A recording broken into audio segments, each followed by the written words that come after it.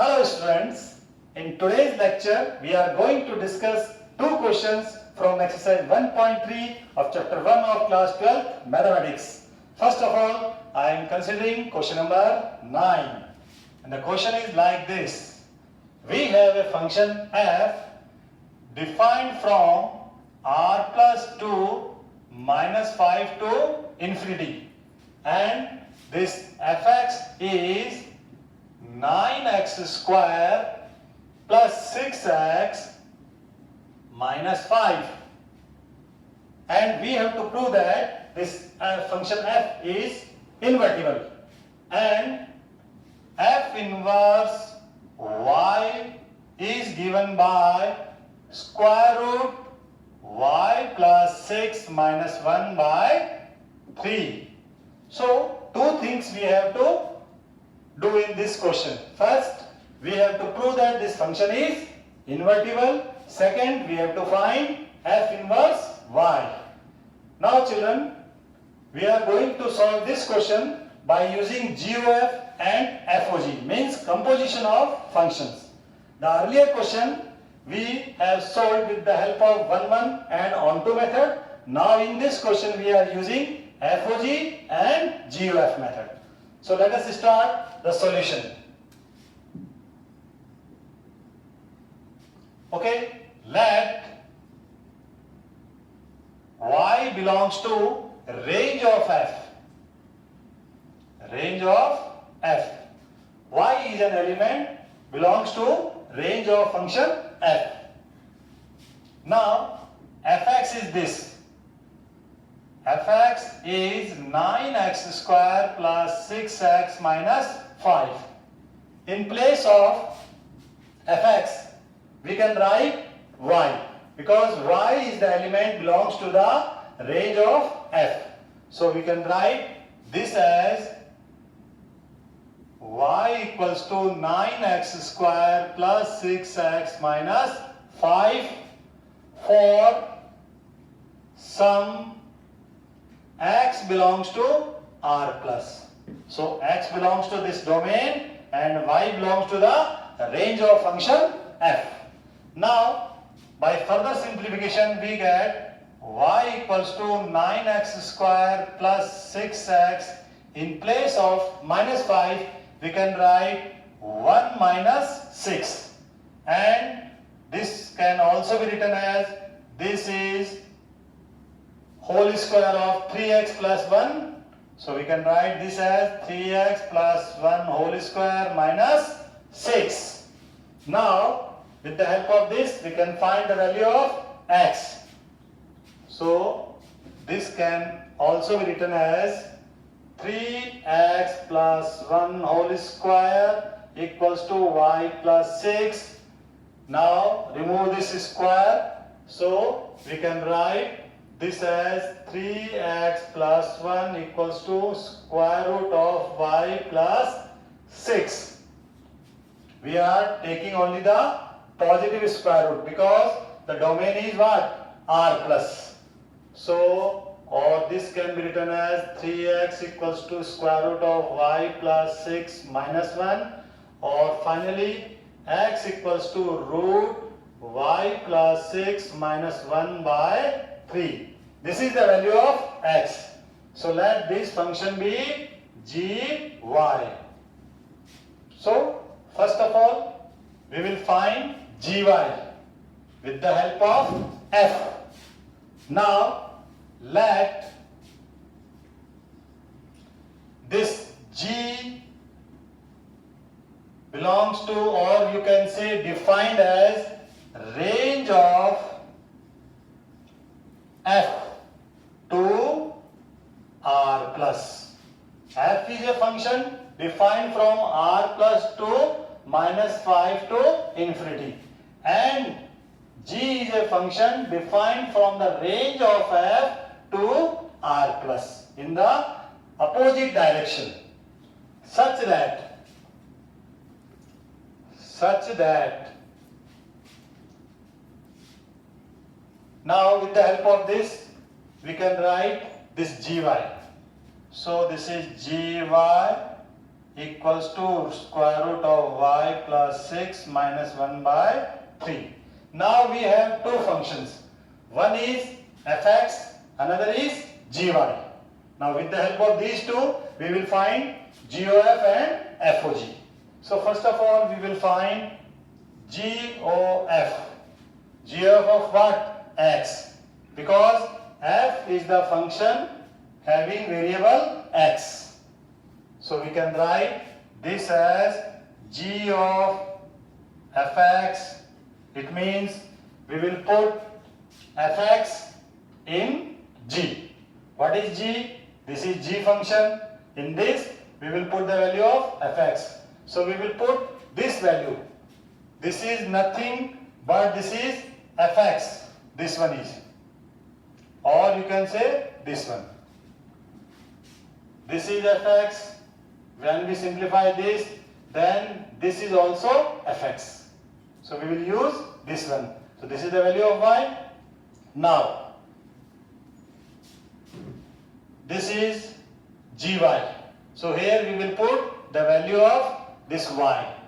So we can write this as square root of, or we can write this as g of what? 3x plus 1 square minus 6. Okay, children?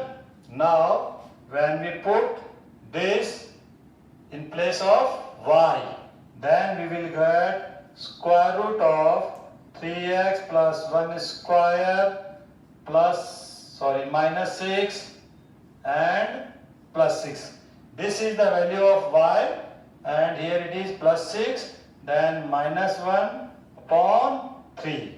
Now, in the square root, this minus 6 and plus 6 cancel out. We will get square root 3x plus 1 whole square minus 1 by 3. Now square and square root cancel out. We will get 3x plus 1 minus 1 by 3 plus 1 minus 1 cancel out. We will get 3x by 3 or simply x.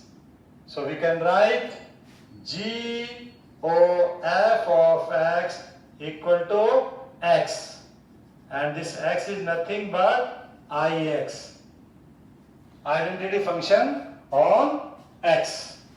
So this is GOF. Now similarly we will find FOG. FOG of what? Y. Because g is the function of variable y. In this function the variable is y. That's why we will use y here. So we will find FOG y. And this can be written as f of gy, or you can say f of, what is gy? Gy is this one, square root of y plus 6 minus 1 by 3. Now we will put this value in function f. So we will use this one in place of fx. So we will write here the value of this one is what? X. So here we will put this value in place of x. So we have this 3, and in place of x, this x, we are putting this value. So this is square root of y plus 6 minus 1 by 3, then bracket close, plus 1 and whole square minus 6. Now when we simplify this 3 and 3 cancel out, and we will get square root y plus 6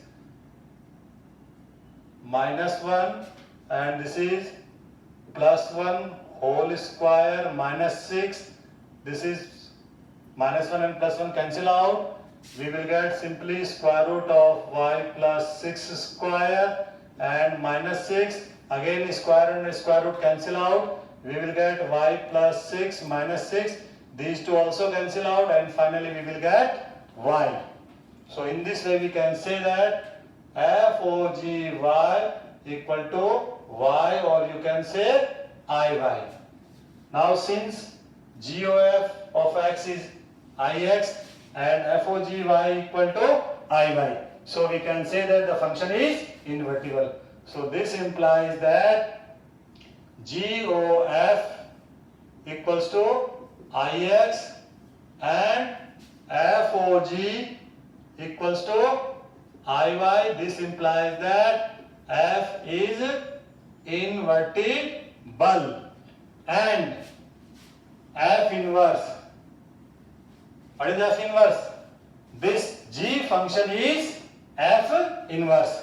So we can write F inverse Y equals to this one, square root of y plus 6 minus 1 by 3. So this is proved. So both the things are proved. First is what? The function is invertible. Second, F inverse y is given by this. Okay children? Now come to question number 10. In this question, we have to prove that an invertible function has a unique inverse. Means when a function is invertible, then it has one and only one inverse. So we will prove this by contradiction. So we can solve this as, if f is invertible, then it means GOF x is Ix and FOG y equals to Iy. Whenever GOF of x equal to Ix and FOG of y equal to Iy, then the function is invertible. And if the function is invertible, then we can say that GOF x equal to Ix and FOG y equal to Iy. And this implies that f is 1 1 on 2. F is 1 1 on 2. So whenever the function is 1 1 on 2, we can say that it is invertible. And if a function is invertible, then also we can say that f is 1 1 and on 2. Now, if possible, let f has two inverses. Let f has two inverses, that is G1 and G2. So let us suppose that these two are the inverses of f. Now, if these are inverses, then we can say that FOG1 y equals to Iy for G1 and FOG2y is also Iy. Why? Because G1 and G2 are the inverses of f. Now, these two are equal, so the left hand sides are also equal. So we can say that FOG1y equals to FOG2y. We can say that this Iy is unique because Iy is unique. Okay children? Now simplify this. This means f of G1y and this means f of G2y. Now f is 1 1 and on 2. So when f is 1 1, so it means f of x1 equal to f of x2. It means x1 equals to x2. So here this is x1 and this is x2. So we can write G1y equals to G2y. Why? Because f is 1 1. That's why these two are equal. Now, or we can say G1 equal to G2. G1y equal to G2y, it means G1 equal to G2. But what we assume? We assume that G1 and G2 are the two inverses, but here we get G1 equal to G2. It means G1 and G2 are both are same. These are not two different things. It means every invertible function has one and only one inverse. So we can say that therefore f